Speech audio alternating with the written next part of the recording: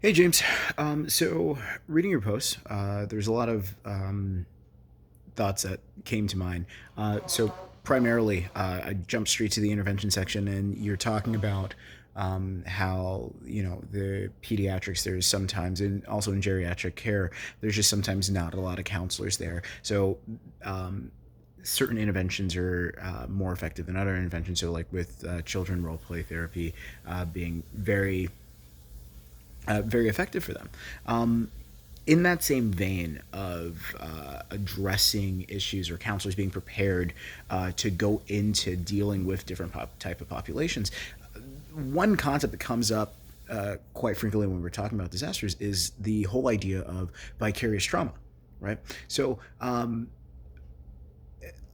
personally, I think a lot of counselors just overlook that and just look at the stabilization. But there is a component where part of preparation for disasters, from a counseling standpoint, should be the counselor preparing themselves or fortifying themselves for the potential that trauma could transfer from they could take on the trauma of their clients. And I think there's a lot of self-awareness um, that needs to occur on the part of the counselor, like an increase of self-awareness that needs to occur on the part of the counselor to sit there and say, okay, with this particular population, am I more vulnerable to vicarious trauma versus another population? So if a counselor has a soft spot for children and says, you know what, I really have a passion for working with kids, and just overextends themselves to the point in which they lack that level of objectivity, then it is something that they should really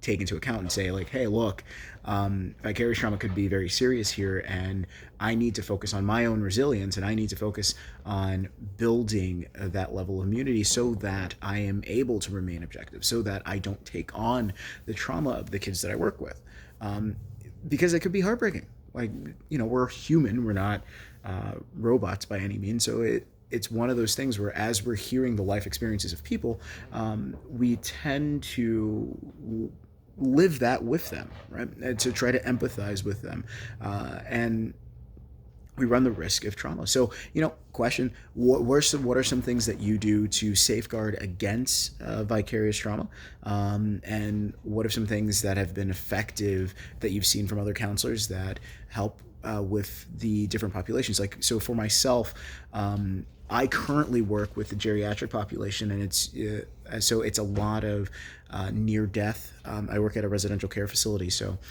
when we get someone in, it's a near death situation, and they probably have a few years left. So they're wrestling with their own mortality and things like that, and their stories are very heartbreaking. And so for me, one of the things that I have learned over time is to treat it kind of like I'm reading a story in a book.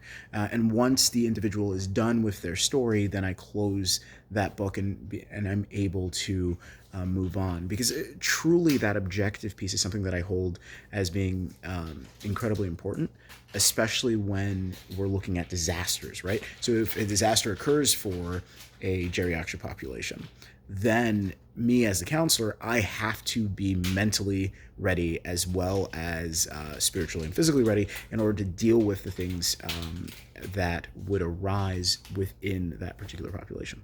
So yeah, I enjoyed reading your post. It was great. Thanks.